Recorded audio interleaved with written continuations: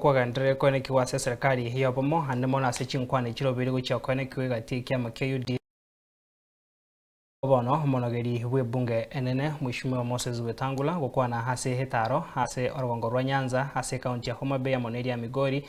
Wetangula niga aruroko bole gucha sabarai hau barase kia mageri ya ODM na bari ni kia mageri kia UDA kwene kia bunango kora bari chinkwana icho chia korenta omorembe na kwene kia buna abana inchi kurwa senseme yo ko babara se serikali gochikorosi wasobo chorio bone bole bosio asenga incho na kikia renge kerengerio kia ye oyo kabero murewi kia mekyo nyagusira Raila Odinga. Kwanza ni kuwashukuru nyinyi wananchi wa region hii ya Nyanza kwa kusimama imara. Hata wakati tulikuwa tuna campaign hapa, mlikuwa mnakisema no ni no, mkisema yes ni yes, na hiyo ndio msimamo la kusema kila mtu akuwe nao.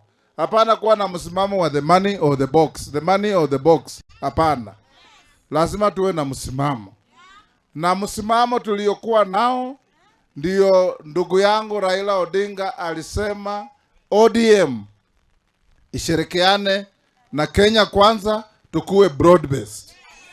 Akaacha watoto wenu kwa serikali, Waziri Opiyo Wandayi, Waziri John Mbadi, PS na wengine wengi, Mama Gladys hapa na wengine. Na sisi tunawaomba tuwe na huo msimamo, tutembee pamoja. Vijana hasa, kama una kipande chukua kipande, kama ujiandikisha kupiga kura enda ujiandikisha.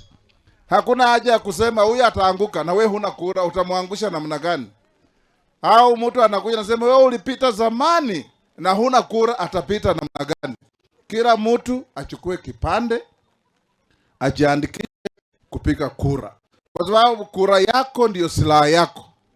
Kura yako ndiye chagua mtu unayempenda kukufanyia yale unataka. Kuna watu wengine wana roho ya chuki.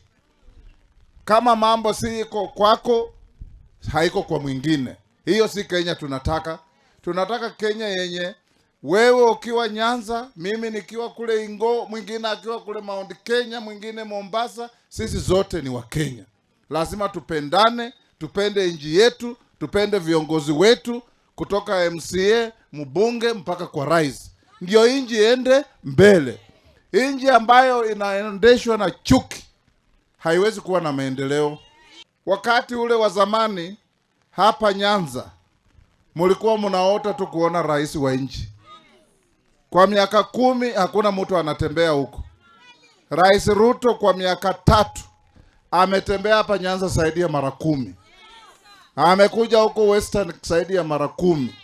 Ile safari Ruto amekuja hapa inashinda ya Kibaki na Uhuru put together.